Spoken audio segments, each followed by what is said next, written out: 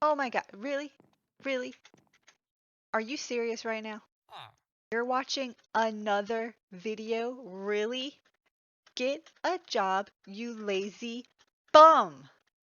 But I want to get a job, but how do I find a job that I like and that I'm good at and that won't totally burn me out doing it? Okay, okay. Fair point. Let's talk about it.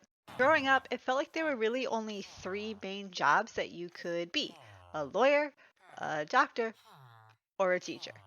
Don't mind the golden pants. They might sort of, kind of, maybe be stuck? Yeah. Now, there's nothing wrong with those jobs. They are super important, super great, and I applaud anybody who will do them. They're amazing. Good on you. But, like, there's actually so many more jobs out there, and once you realize just how many there are, it's kind of, like, crazy just how much you can actually do. So we're going to explore some of the jobs that you could have, and we're going to do it through the use of our Minecraft villager professions. Starting with cartography, you could be a helicopter firefighter, an urban planner, or a geospatial intelligence analyst. It all starts with the map, an illustrative representation of spatial relationships within an environment, or just a picture that shows where things are. Maps are like a universal language. Sure, there may be some specifics you can't understand, but a picture is worth 1,000 words, and that's all a map is. Next up is the blacksmith. If we combine armorer, toolsmith, and weaponsmith, we get a blacksmith. If you like metal, maybe you'll be an ironworker or a metallurgist. You could be an engineer, which has a bunch of branches, obviously mechanical, but also research and development, product or process, environmental. A blacksmith works with iron. The word is a combination of two factors. One, how iron turns black when it oxidizes, and two, the Old English word smythe, which means to strike. The earliest examples of metalworking date back to 3000 BCE. 2000 years later, we're in the Iron Age, and fast forward another 2000, and we're in the Middle Ages. Some blacksmiths had specialties. If you made armor, you were an armorer. Sharp, shiny stabbies, a bladesmith. Made locks, then you're a locksmith. And then we enter the Industrial Age. Railroads span as far as the eye can see, disappearing into the horizon, and at every stop along the tracks there's a factory belching plumes of cloying smoke and fumes, coating your lungs in ash and leaving an acrid taste in your mouth. The days of the blacksmith were over. Those who remained were left to maintain the machines that replaced them. If metal is your thing, don't fret, you still have options. Apart from the jobs we already talked about, you can also craft exquisite pieces of your own. With modern technology, today's blacksmiths can do a lot more with a lot less. Next, let's talk about the butcher. We have earlier episodes dedicated to farming and fishing, so we're not going to talk about those today. If you have a background in animal science or meat science, yes, it's a thing, you could be an animal caretaker, perhaps at a zoo, or a livestock judge, or for a really weird and kind of gross job title, a carcass merchandiser. Humans began eating meat nearly 3 million years ago. This change in diet from fruits, nuts, and vegetables eventually, in part, led to physical changes in our teeth and facial structure. Butchery as a profession, though, emerged about 400,000 years ago. A site in Kent in the UK unearthed the skeletal remains of an elephant with tools still lodged in its ribcage. By the time of the Middle Ages, butchery was considered a professional trade and even had its own guild in Britain. This is also when product regulation emerged, although in a rather dramatic fashion. If you sold poor quality or mislabeled meat, you could be severely and sometimes violently punished. Then industrialization and refrigeration came about and led to the commercial butcheries we know today and meat aisles in the supermarket. Or maybe you like rocks. I like rocks. I even showed off part of my rock collection in an earlier episode. Of course, you can be a geologist, which branches off in many directions. When I was little, I wanted to be a volcanologist, someone who studies volcanoes. But let's stick with the more Minecraft-themed stonemason. There's a banker mason who cuts big slabs of stone to shape. Sometimes they incorporate a banker's mark, which is like the stonemason equivalent of a painter signing their work. A fixer mason fixes existing masonry, and a carver mason chisels the really fine and intricate details. There's also a memorial mason if you're the sentimental sort, or if you're intrigued by death, or both, you can be both. A memorial mason creates headstones, memorials, and monuments. Stone masonry started when humans got tired of living in naturally occurring caves and started piling stones to make artificial caves. Masonry looked different for each ancient society. There's the Great Pyramids in Egypt, but also the Step Pyramids in Mesoamerica. The Greeks designed temples, the Persians palaces, and ancient Romans built the Colosseum. And there are countless castles strewn across Europe. Thanks to stone's enduring presence, many of these structures are still somewhat intact. Not only were building styles different, but so were building materials. In Egypt, it was a lot of sandstone. The Persian Empire was in an area rich in clay, which was turned into bricks. Romans developed concrete, which would cement blocks together, but more importantly, could be freely shaped. Enter the arch. If you have a horizontal stone slab atop two pillars, the pillars have to be close together or the slab might buckle in the middle. That's because stone has little tensile strength, but the arch reduces that tension in the middle. This technology was a big leap forward, but stonemasonry seemed to be a dying art until modern concrete was invented in the 20th century.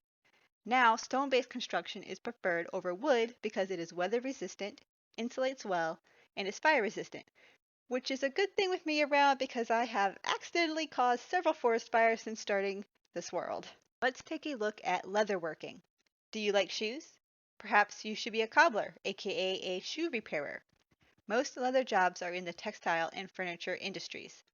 Apart from repairing shoes, you could design them, or clothes, accessories like handbags or belts, or you could make furniture. How about being a tailor or a tanner, or a leather chemist who develops tech for leather production?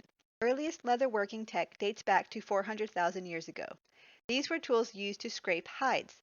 Basic sewing needles around 33,000 BC allowed for more creative uses. For a long time, leather crafts were function over form, but in the Iron Age, leather accessories appeared, usually as a symbol of social status for the wealthy. The Industrial Revolution brought big changes to leatherworking. Thanks to the reduction in cost and effort, leather goods were no longer luxury items. But if none of these jobs have interested you, maybe something more sporty, perhaps even Olympic, will. That's right, you could be an Olympian. Archery is an Olympic sport.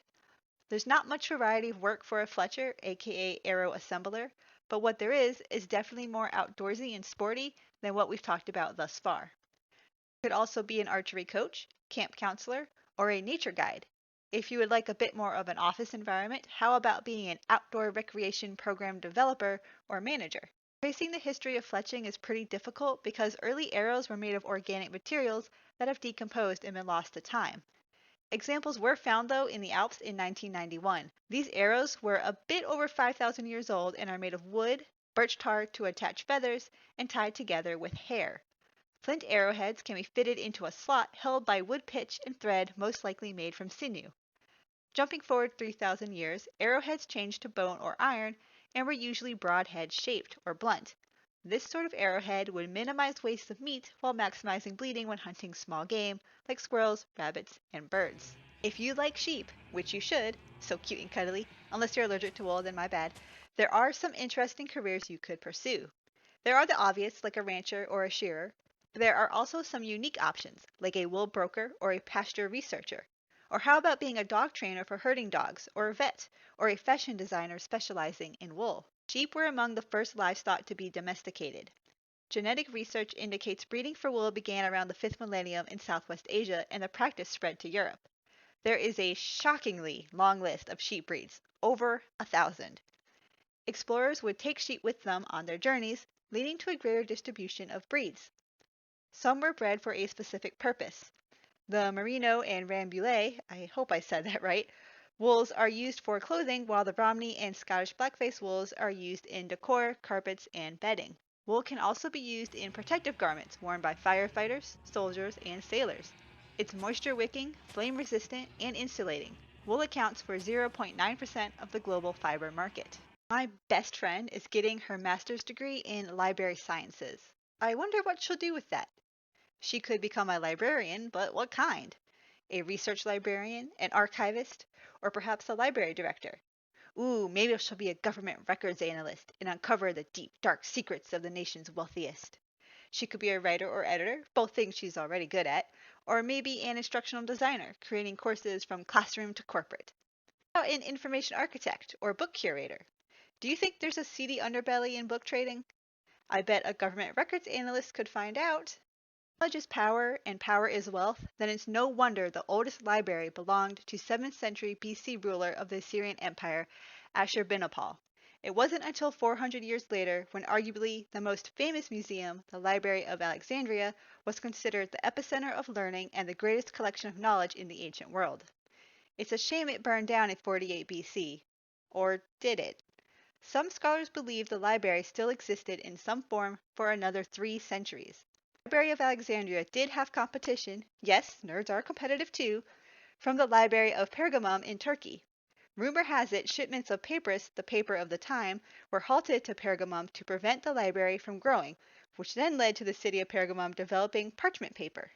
Great empires housed libraries, were only accessible by royalty and their scholars. A precursor to public libraries emerged in the 1700s with members-only libraries, entry for a fee of course. The modern library came about in the 1800s, funded by steel baron Andrew Carnegie.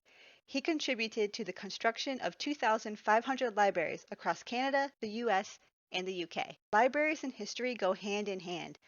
Texts have been lost, sometimes by natural forces, but more often by human insecurity. Many rulers have had the works of the conquered destroyed in their need to satiate their egos and feel superior. We see this still with institutions banning books, claiming to protect the people. Thankfully, the digital age preserves these works. Nothing escapes the internet. A double-edged sword, the one sword mightier than the pen. And the cleric, the name of a member of the clergy, a group of religious leaders.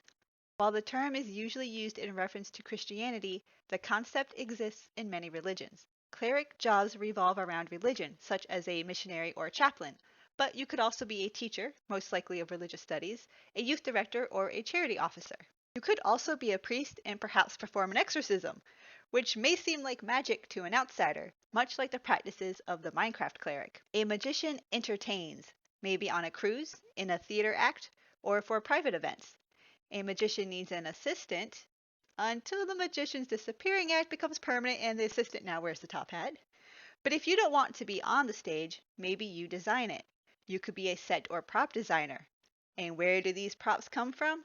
Well, that would be your friendly, albeit slightly odd magician shopkeeper, collector of the mundane turned marvelous. But if you don't have a talent for pulling a rabbit out of a hat, you might have a talent for making money appear in your wallet as a manager or booking agent for magicians. It's hard to track when people started doing magic tricks.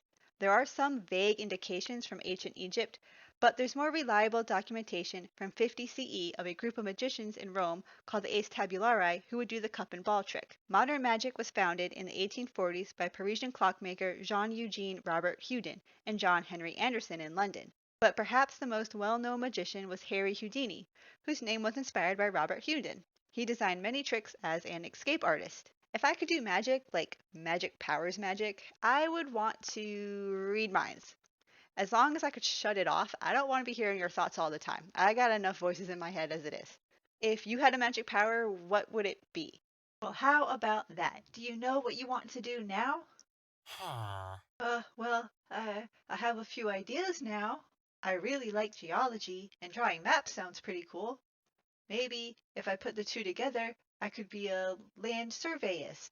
Well, that's more like it. There you go. That would be a pretty cool job, being a land surveyist.